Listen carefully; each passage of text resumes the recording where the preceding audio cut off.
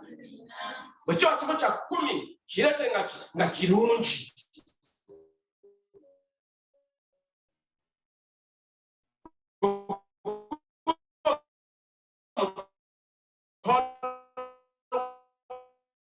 Okuteeka bulungi oba bitawulira oba ebikubira kutule naye ekirungi kyomuwa Katonda. Bw'obanga osinza eddoboozi erisoba obulungi yoba Katonda. Omanye tujja okusinza mu kanisa oluusi nga balabe bati okwayiri nesimba musumba dikoni ya emagamba bane tusinze wali woti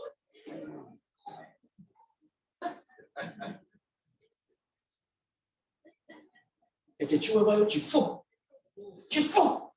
kyetwali ukiseeyo wammwe eyo saddaaka nnema. Abantu basinze batunulire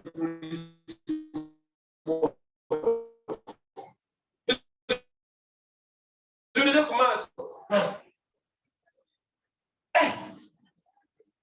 ebiseera bye tulimu olwaleero okulaba omukisa naffe Mukama tumuwe ekisingayo obulungi. Tumanyi okugamba ti Mukama akuwa ekisingayo obulungi naye gwe omuwadde ki? Naawe kimuwe akuddize. Bwe tumugwa Mukama Katonda atuddisa. Kisooka. Ekyokubiri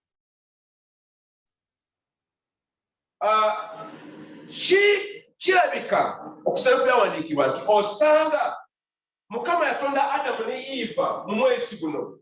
Lwaki? Wabuno omwezi gwa Tishiri gwe mwezi baguyita okukwebera mu myaka oba omwaka okukwebera mu myaka emirala.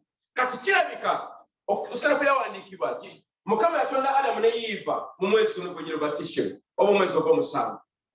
Kale kitegeeza kino gwe nange tulina okujjukira nti Katonda yatutonda, ye Katonda wo akutonda, yakuwa amaaso, n'akuwa ebigere, n'akuwa akakongovule. Omanyi akakongovule ako singa tukalina tuyinza kutambula. Akakongovule koyinaako omanyi akakongovule kano anko bweba tukayina tuyinza kuyimirira naye Mukama yakakuwa. Kati Katonda oyo ye yatutonda. Omwezi guno tujjukire tetwerabira Mukama ye yatutonda. Tuli bantu be, tuli bawala be, tuli basajja be, tuli bantu be yatuna Mukama n'atuteeka mu nsi muno. Tewerabira wadde ng'oluusi tamanyi okwerabira Mukama yakutonda. Tuli mu biro nga sayansi ne tekinologiya biyitiridde obungi. Kakati ennaku zino ne bwebeera nga kufulu gy'ogenda okugula olaba nga ekyuse si bwe kiri bannange olwa tekinologi nga bataddemu obucakicaki yeggula bweti neekola bweti kufulu. Lwaki? Tekinologi. Oba abalala amasimu ge tukwata maama essimu kaakano obubiri twabuvaako dda baseereza buseereza kakati nedda si kituufu. Katonda ye yakutonda kantu konna. Okakasa ekyo senga tekinologiya yali w'amaanyi nnyo. Buuza ebyuma eby'omulembe byokulwasa, zimbisa, okupima ettaka. Oba bali bakozeyo n'akakoola akakoola akakalamu, akakoola kano ak'ettale ak'okumwogo oba ak'omucungwa. Tebaali bakakoze nga nako. Lwaki? Kubanga akakoola kaba n'obulamu. Naye bwe tubalina buyinza kukola bulamu. Katonda yekka mwene yalina obuyinza okukola ekirala. Mugamba nti amiina. Omwezi tujjukira Mukama Katonda ye mutonzi w'eggulu. Yatonda enjuba, n'atonda ebibira, n'atonda amazzi, n'atonda omuliro, n'atonda buli kimu, naawe n'akutonda ng'akutwaliddemu. Tumukubereko mu ngalo Mukama Katonda.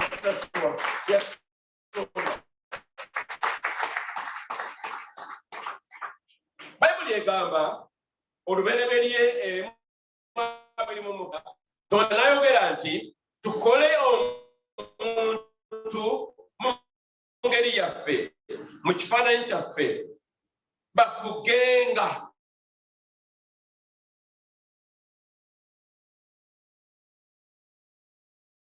Sana atukubye natusula ebiri omanyi koko esiba eggulu bajja bazisibye ebiwawaatiro. Bwe tuwekako nojjako ekyayi oba omuggwa ku biwawaatiro, esigala ekyabansankire ekiso. Kanaku oluusi mulaba abantu batukoze atukubye okugamba nakulowozesa tosanga tuli bubeezi bwe tutyawo, naye Mukama yakutonda okubeera omufuzi gwe. Oli mufuzi, oli w'amaanyi, oli wa kitiibwa. Mukama yakuwa ebisaanyizo by'okufuga. Era kufuga neje wadde nga sirina nnyumba yange empangisa, nja kufuga waawo wendi. N'emirimu gyendimu nja kufuga waawo. Guno omwezi gwa kufuga. Lwaki? Mukama yakutondera ekyo okubeera omufuzi. Bayibuli n'egamba okufuga eby'omu nnyanja n'ebibuuka waggulu n'ente n'ensi yonna na buli ekyewalula ku nsi. Naye emiso gano wegigendedde tegirina kukubojja, olina kugiragira giveewo wooli. Gamba nti amiina. Oluganda omu mukwano gwange nnyo bagenda okuwuga ku Lake Victoria e Nalubaale, yagala nnyo amazzi. Babawuga ne balaba essota ery'oku mazzi nga lijja gye bali. Manyi bw'oba owuga olina okuba nga obwongo buba bukola bulungi, n'oba nga osobola okubeera nti osobola okwetengerera ku mazzi. Oluganda n'agamba naye simu kyakukola kirala, naye n'empogana neŋŋamba mu linnya lya Yesu Kristo sota vaawo wano sota ne guwulira eddoboozi ery'omwanguka musajja wa Katonda ne gwabuka ne gudda gye bali kuva. Gamba nti amiina. Naye esota gituwulira kubanga tulina amaanyi ga Katonda. Oli mufuzi era muba otambulya amafuta ago g'obufuzi. Toddawo kwesaase nogamba banze munnange ati ebyange byalema mangi nze namuleme. Nedda, oli mufuzi, oli musajja, oli mukazi ow'amaanyi ddala. Ki ekyalo ekirungi mu mwezi guno ogw'omusanvu? Ekyalo ekirungi mu mwezi guno ogw'omusanvu, sonyiweko iPad yange yatawaanyisa yaganya okukola naye ejja kuddamu ekole. Mukama mulungi. Ngambye nti Mukama yatutonda, bwe teweetonda byonna byonna yabikuwa. Oluusi batulya munda mugamba nina amagulu amalungi oba nina ebisiga ebirungi, teweerabire yabikuwa. Katonda mwene yabikuwa. Bwe tolina akalungi koolina n'ebyonna byonna bibyo bya Mukama, era gwe oli wa Mukama. Mu mubiri gwo tolina kikyo, byonna byonna bya Mukama by'olina. Ekyokusatu, embeera ey'omubwengula mu bbanga mu biseera bino, Mukama Katonda wo ye mufuzi wo oba ye mulamuzi wo. Mukama aba alamula mu mwezi guno era bw'aba alamula aba n'ebyekubiri. Wadde nga omulabe yabeera mutuufu agamba naye ono muwala wange inaanza n'omusaayi. Mukama basala omusango mwezi guno tagusalira muntu mulala yenna naye asalira ku lulwo kyamina. Omanyi Sitaani mulumiriza waffe atulumiriza mu maaso ga Katonda n'aba emisango emisana n'ekiro oluusi gwoba n'okabaka weebase naye nga mu kkooti ey'omuggulu emisango gigenda mu maaso naye mu mwezi guno Mukama akujjukiza nti ye wabana basala omusango ajja kusala ku lulwo gwe. Sitaani mulyoloomi nnyo era atulumiriza emisango emituufu n'ekitali mituufu naye mwezi guno Mukama alina kusala omusango ku sayidi eyiyo. Tulina okukola kyekyo nti essaawa 24 twenenye ng'ebibi byaffe ne Mukama naaza omusaayi gwe twayigako wiikisi 2 emabega. Tokowanga kwenenya Oluganda kubanga buli weenenya obulabe Sitaani taba na bujulizi bumala. Omusaayi gwa Yesu gutunaazaako ebibi byaffe byonna era bwe tunaazaako tuba tufu mu maaso ga Katonda. Lw'ojja okusaba ng'omaze okunenya n'omusaayi gwa Yesu Kristo omulabe Sitaani tayinza kusinga musango mu kkooti y'eggulu. Tasobola. Naye otubeera nga tulina eggume n'obutamenyeka n'obuteenenya n'amalala n'okwekulumiza mulaba jatuwange naye nze kati nasalawo eri obulamu bwange nenenya essaawa 4 noba ngenda okwebaka naba Mukama sijja kwebaka na kibi oluusi omukyala nakutawanyamu ningamba Mukama sijja kwebakayo nga nina ebibi omukazi nga munyiigidde sijja kusula nako nesaba Mukama ntaaso wemanyi olina programu so yalakukola kino kama ne walinyambeko ne kali ate ebintu ebigwa agala ne kali okola bulungi bugenzi obudde bulaze omukazi gwe naye n'ogamba Mukama saasira nsana eri omulala alinga nti bano baba muli batuukirivu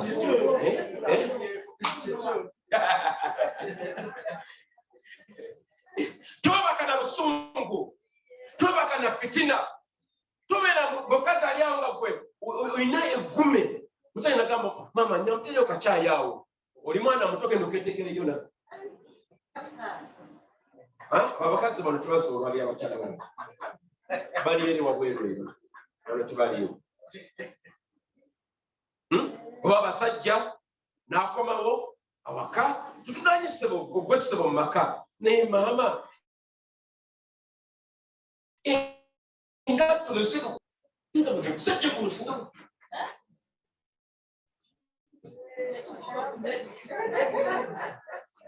Oluganda bwenenye Oluganda wenenye mama wenenye lwaki tumere batukuvu omulabe Sitaani abulweko ensonga gyawa eri Katonda okututawaanya oba okutwaŋŋanga mu ngeri yonna. Ensonga ey'okuna lwaki emisana bino birungi eno nti omwezi guno ogwa Tikiri guyina enkolagana n'eggwanga oba n'ekika ekya Efulayimu. Efulayimu y'omu ku mawanga 12 Mukama ge yalonda. Kabula tugamba bulungi nti Yakobo yalina abaana 12. Mu baana 12 awo omwaba ebika ebya Isirayiri 12. Naye ate Efulayimu ono kumpi ali muzzukulu we kubanga Efulayimu yali mwana wa Yosefu. Kakati Mukama ye mu nteekateeka ye nalunganya omusajja we bw'atyo n'obeeramu ebika 12. Kubijjukiza ebika bino mulimu Yuda, mulimu Rubeni, mulimu Simyoni, mulimu Levi, mulimu Zebuloni, mulimu Ishaka, Dani, Gadi, Asha, Naftali, then Efulayimu ne Benjamini. Kakati mu nteekateeka ya Katonda emyezi gino 12 gikwatagana n'amawanga ga Isirayiri 12. Era amawanga 12 gakwatagana n'abayigiriza mu ndagaano empya 12. Era abayigiriza bano bakwatagana n'enzigi za Yerusaalemi 12. Emyaka 12. Era emyaka 12 gikwatagana ne munyenye 12 eziri mu bbanga. Kyewuunyisa nnyo bannanga abooluganda naye nga bwe kiri. Nenjala owulirize omukisa guli ludda olwaleero. Efulayimu ono erinnya lye litegeeza nti tuvaamu ebirungi bingi, mu Luzungu double fruitfulness. Nti muggwe muvaamu ebirungi bingi oba ebirungo bingi. Muggwe mulimu essanyu, mulimu obukozi, mulimu okwagala, mulimu okutegeera, mulimu ebirabo, mulimu ebintu bingi. Muggwe kama nze muggwe mulimu ebirabo bingi. Guno omwezi tujjukira nti Mukama yakutonda nga yakuwa ebirabo bingi. Muggwe obuzibu buli nti oyinza obutamanya kikirabo Mukama kyakuwa. Kati kigwanidde ggwe okumanya ki Mukama kyakuteekamu ekirungo ekyo ekinaayamba ekkanisa ya Yesu olwaleero. Kati ebirabo ebyo n'obijjayo n'obikozesa ku lwa Kristo Yesu. Olunaku lwajjo babadde wano nga tulina olukuŋŋaana olw'abakulembeze nga tuteekateeka ekivulu eky'okuggyamu ssente tusobole okuba tusereka ekkanisa yaffe. Kivulu kale mumpe erinnya eddala. Event, it's an event. Fundraising event.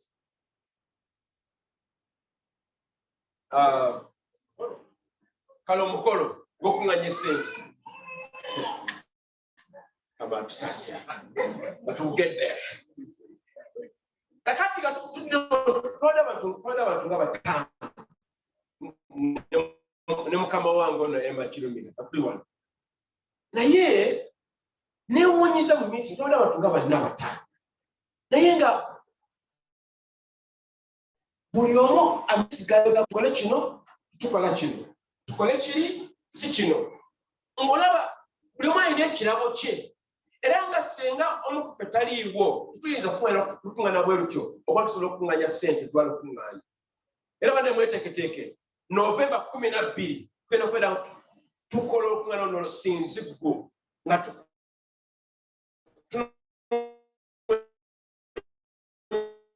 ya ssente ozokukoyeerozo n'okulisamu ku bodaboda bubububu tumukoye ingire wali waggulu. Haleluya. Ngamba banange kino guno omwezi Mukama yakuwa ebirungo mu bulamu bingi nnyo. Kati ebirungo ebyo olina okubimanya n'obijjayo n'obikozesa okusinza Katonda.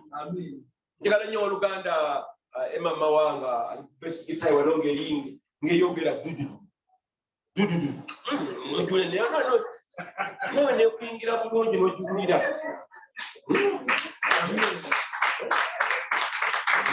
Nengetegesa abalyeri gamba banange neŋŋoma leero nga siyitiridde wow. Anko Emma nga ali wano alya mu tteeno ne ttiimu ne kwaya. Mukama yeebazise. Ebirungo bwe bijja yaboluganda tobituulako bijja kufiirira. Totakozesa kifa. Bwe beera ng'ebadde eggaali n'ogiteeka okumala emyaka 7 efa so kiri bannange. Lwaki tekozesebwa? Kati Mukama kyakuwa ekitonde kyonna oba ekitone oba kiki kikozesebwa Oluganda mwezi guno. Mukama akyetaaga kimuweese ekitiibwa kuba Mukama akyagala.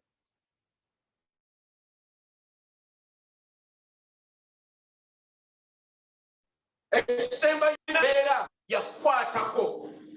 Gwina embeera nga yakwatako. Mu Bayibuli tulaba ebintu bingi nnyo ebikwatibwako oba Mukama okukwatibwako. Naye nga sinagenda eyo katukomewo nate. Bw'obanga olina omwana, muwala wange asembayo obuto baweta Asante.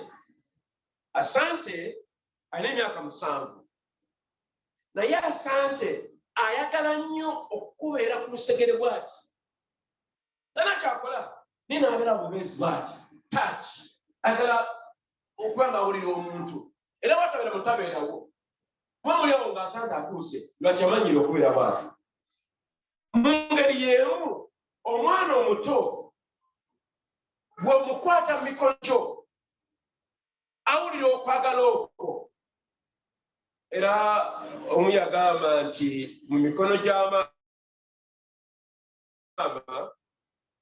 omwana omuto akwatwa awulira okwagala nga bamusitudde mu mikono egya taata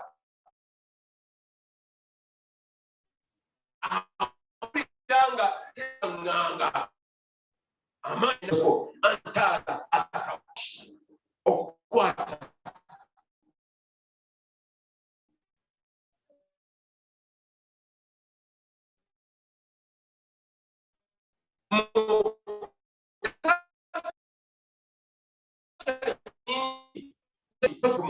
zange ziwunya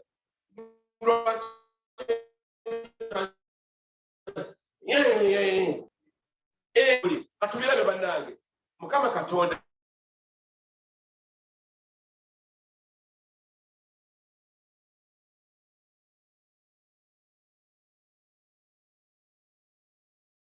muggo yagukwata senga yagukwatako bani musazeeko obulago lwaki amateeka gaabwe gali nti senga olabika maaso ga kabaka atakuyise oli wakufa naye yakwata ku muggo ne gumuwonya oluganda kwata ku muggo gwa Mukama ojja kuwona tojja kufa tojja kubeera mulwadde tojja kubeera na bikolimo kwata ku muggo gwa Katonda guno omwezi gwa kukwata ku muggo gwa Katonda Matayo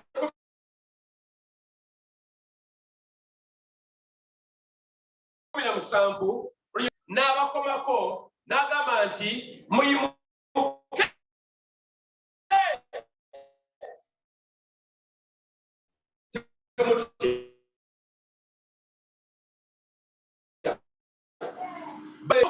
totya ye agenda kukomako omanyi embeera nyingi zitutya abaana banaakula bulungi ye banaasoma school fees naavaawa ye n'ennyumba gyendimu naasolo gisasula ennyumba gyenzimba nga teggwanga eriggwa ddi ne totya Mukama agambe mwezi guno totya kkiriza Mukama kukwateko oba kukomeko ojja kuwona njala kumaliriza abooluganda budde bugenze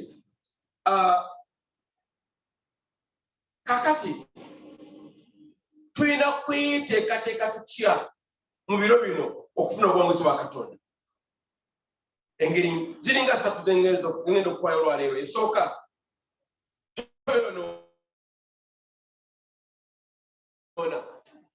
va mu kibyo beera omuntu eyerenya essaawa 2 mu nnyanga bwenjogedde ekyokubiri funa obudde obulungi onoonye Katonda osome bayibuli yo abamu kuffe bayibuli tusoma ku Sande ate ne ku Sande bw'ojja ng'ogitunulira bw'oti ng'ogitunulira mu bulizi wa njiri niyo gwe bayibuli yo onogirukulako ddi Oluganda bikula ku bayibuli yo naye tweweeyo mu sisoni eno oba mu biro bino okusoma bayibuli okuba nga tufumiitiriza kigambo kya Katonda n'okusaba wamu n'okusiiba n'ekyokusatu tweweeyo okwagala Katonda weeweeyo okwagala Mukama n'omutima gwo gwonna lwaki okwagala Katonda mwe muva ebiro ebirungi bitulimu olunaku olwaleero nga mpozika tunakola ebintu bibiri njakusobola okukubuuza bameka abali kufa wano nga tolokokanga ng'emikisi gino tunogerako olwaleero tigikola na makulu gonna eri obulamu bwo naye n'ogamba nti olwaleero njala kulokoka bameka betunyemu bannanga booluganda tolokokanga twalakwaniriza olokoka olwaleero kale tukwireko omuwala tuta tuli balokole kale obanga olokoka okakase twalokoka muka ku magulu go kuli kyokuddamu ekyokukola.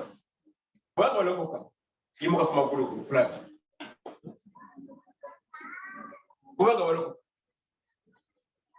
Watulokokanga tujja kulembera mu ssaala y'obulokozi. Naye kubanga walokoka yimuka. Njagala oweeyo ddakiika emu. Weebase Katonda olw'essomo lino olwaleero.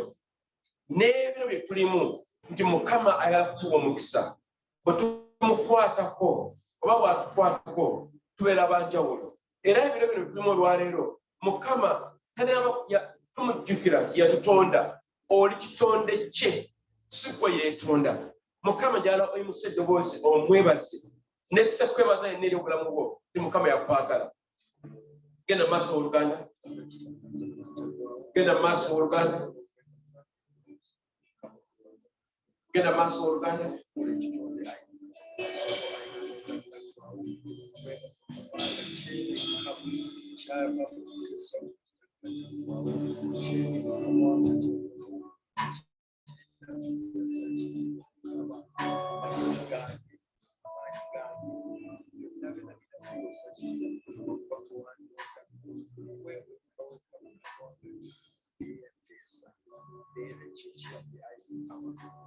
Oluganda weesabire. Sabire mu biro byo bitulimu olwaleero. Tunula naye njala weesabire gwe wennyini. Mukama agole omukono gwe gy'oli akukwatiko era akukomeko. Weeweeyo nate eri Katonda. Tobeera mu kutya. Totya mbeera. Totya kusoomoozebwa. Totya kugezesebwa. Mukama ali naawe.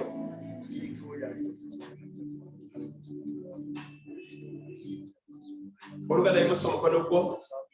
Nemu ebigambo bino gamba nti ayi Yesu nkwebaza olw'omwezi guno gwe tulimu ogw'omusanvu era ogw'omukisa. Mukama nkusaba okwagalako eri obulamu bwange bukolebwe mbeere nga ndi mutukuvu, nina obulamu bulungi, nga ntambulira mu kisa kyo, ntambulira mu kwagala, nga ntambulira mu maanyi agawangula ekibi. Era Mukama nkusaba ompe okuganya mu maaso go, obulungi bwo n'ekisa kyo bireke okunvaako, mbeere ekitangaala. Era ntambulenga akikirya Yesu Kristo awatali buswavu naye mu mazima ag'enjiri ya Kristo. Mukama ngaggawaza eri omubiri gwange, eri omutima gwange, eri amagezi gange, nfuuke kyoyagala mbeere. Era n'embeera z'ensimbi nazo zikwate mwa Yesu, amabanja gasasulibwe, emirimu gyange giterere bulungi, nsobole okuwa ekimu ky'ekkumi. Era Mukama nkusaba ompe emikisa egisukkulumya eri obulamu bwange mu mwezi guno mu ngeri ey'enjawulo. Mukama mpe ekisa kyo, mbeere ekyo kyoyagala mbeere mu mwezi guno ogw'omusanvu ne mu mwaka guno mupya. Mukama nkwebaza kuba oli mulungi era oli wa kitiibwa. Mukama nate mpayo abantu bo bano olwaleero. Yongera Mukama okubeeya Mukama agenda mu maaso nate okuba nti nno obeeraga. Mukama teweekweka gye bali naye Mukama weeraga gye bali. Ogere okwagala n'okumanya n'okutegeera. Mukama n'ekisibo kino ekya Kristo ekiri wano ku GFM tubeere ekkanisa ne mu kwenenya ne mu kutambulira mu butuukirivu bwa Yesu. Era amaanyi g'ekibi tegajja kutuyinza wadde amaanyi ag'obuloko oba amaanyi ag'obusamize oba amaanyi ag'emizimu oba amaanyi ag'emisambwa tegajja kutuyinza kubanga tuli mu musaayi gwa Yesu Kristo. Era Mukama nangeri y'omukisa eri abantu bano bawa omukisa ogwannamaddala, bawa omukisa Mukama nga batambula nga beebase nga bakola nga bakuga emmotoka zaabwe nga bali ku bodaboda tetujja kufa Mukama tujja kubeera balamu tulangire Mukama Katonda. Mukama tukwebaza linnya erya Kitaffe n'ery'Omwana n'ery'Omwoyo Omutukuvu.